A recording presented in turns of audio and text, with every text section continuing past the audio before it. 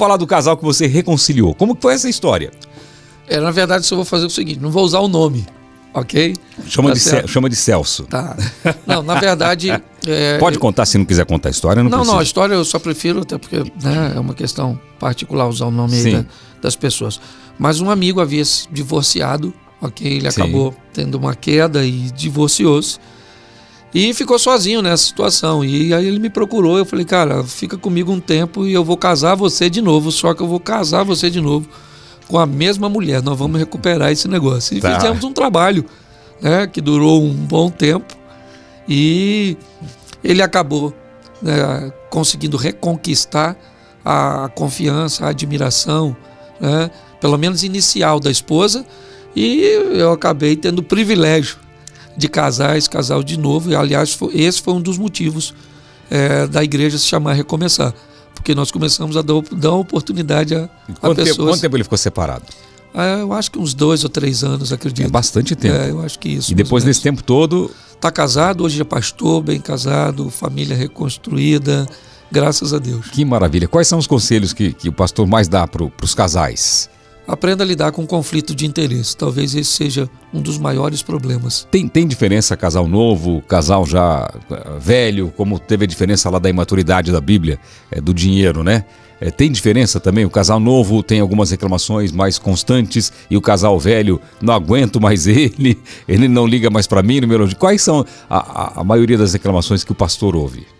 A maioria das reclamações é que o outro precisa mudar. O casal tem muita dificuldade de entender que para atingir 100% basta que um mude 50%. Tá certo? Então, se um muda 50%, o outro muda 50%, a somatória dos dois... 100%. Tá certo? O grande problema é que uma parte não quer mudar nada. O defeito sempre está no outro. Exatamente. Certo? Mas a imaturidade ainda é um dos maiores adversários do casamento. Imaturidade. Não tem a ver muito com idade, não. Porque tem homem de 50 que é uma criança. Isso aí, exatamente. Você vai conversar, eu na minha sala, eu tenho um baleiro com um pirulito. Aqui tem um docinho, pode comer. Isso aqui é para comer, viu, pastor? Então, eu tenho lá também. Quando um casal chega, às vezes me pede um conselho, eu não dou, eu dou um pirulito, dou uma paçoca, diz, pode comer, vai embora, que melhora isso aí. Porque é tanta infantilidade, ou então é aquela questão da recompensa, é aquele comportamento de foca.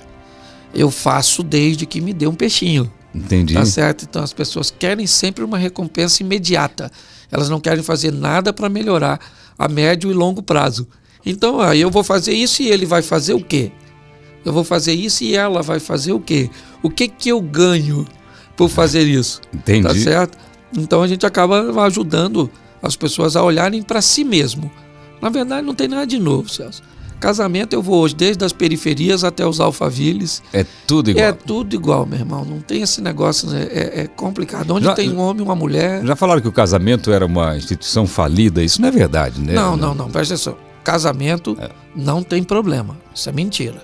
Quem tem problema são os bonequinhos que compõem o casamento. Quem tem problema são pessoas. Certo? Casamento não tem problema. Entendeu? Quem vai casar precisa entender que casamento é quase um sistema prisional semiaberto. Como assim? Você sai para trabalhar de manhã, volta para dormir em casa e tem um encontro íntimo lá uma vez ou outra. É mais ou menos isso, entendeu? Deve ter muitas reclamações do casal que não tem sexo, que não faz sexo, que não procura, um não procura o outro, e deve ter também aquele cara que quer toda hora. Deve ter esse tipo de reclamação, né? Tem. Os que querem toda hora é mais exceção. Tá. Tem alguns, bem poucos, certo? E tem crescido o número, pelo menos, talvez por causa da liberdade de expressar, as mulheres hoje querendo mais sexo que homens. É mesmo? Nós temos um grupo aí, irmão. Quer tomar um suco, pastor? Não, obrigado. Tomar um suquinho aqui. Tô na água. Mulher querendo mais sexo que homem? Tem isso aí. Mas tem mudado isso? Eu não sei, se tem mudado, eu não sei. Eu sei que tem chegado o meu conhecimento, você entendeu? Se mudou, talvez isso já existisse, mas elas tinham um pouco de... Como assim? Uma mulher que quer... Poderia ser mal compreendida. Uma vergonha de externar, né? Isso, isso aí. Mas os motivos pelo qual o homem faz sexo é um pouco diferente da mulher, né? O homem, por exemplo, o que que motiva o homem na maioria das vezes é o estresse, esse estresse superficial do dia a dia. Isso motiva? Isso motiva. Se ele estiver estressado demais, aí não adianta, não, né? Tá. Mas esse estresse, peguei um engarrafamento, aconteceu isso, tive um aborrecimentozinho, e o cara fica meio... Pô, cara, a hora que chegar em casa eu vou tomar um calmante, né? Mas em contrapartida, o estresse do dia a dia impede que a mulher tenha um interesse por sexo. Por isso que há esse desencontro. Você está aqui e sua esposa está num ambiente estressante também dela. Quando vocês encontram, os dois estão estressados. Ela quer bater um papo, conversar, falar para desestressar. E você quer fazer sexo. Pronto, já saiu faísca. Aí já era. Não tem um senso comum entre os dois, né? Isso aí. E é difícil de entender isso, hein? Então, depois que você entende, você pode combinar como as coisas funcionam. Certo?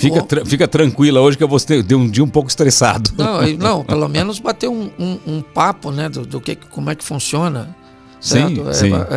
Olha, hoje eu estou estressado. Vamos resolver? Ao invés de uma partida oficial, vamos jogar uma peladinha, por exemplo.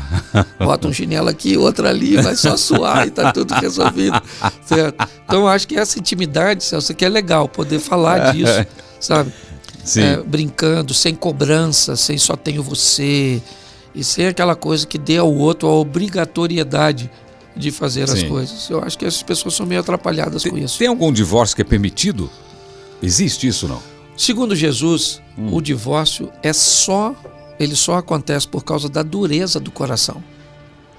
Tá certo? Então Jesus diz que todo divórcio acontece por causa da dureza do coração. Então já existia divórcio naquela época? Sim. O Moisés, ele oferecia, né, a quem o procurasse a carta de divórcio. Foi essa a reclamação dos fariseus a Jesus.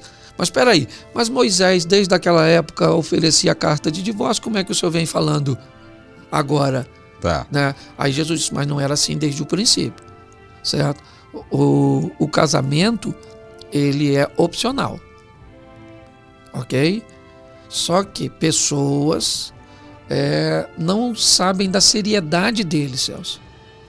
Então, se ele soubesse a seriedade do casamento... Qual que é a seriedade do casamento? Porque tem uma promessa ali, pelo menos na Igreja Católica, tem todo aquilo que o padre fala, que é na alegria, na tristeza, na saúde, na doença, que é até o fim, né?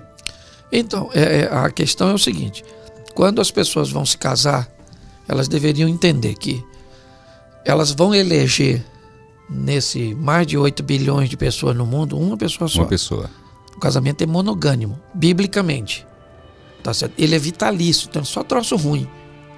Isso é uma pessoa só. Para sempre. É, para sempre. Você vai ter que esperar essa pessoa morrer para você ficar livre. As pessoas dizem, porque há um texto bíblico que deixa o adúltero aprisionado, certo? Aquele que adulterou. Sim. E o outro fica livre.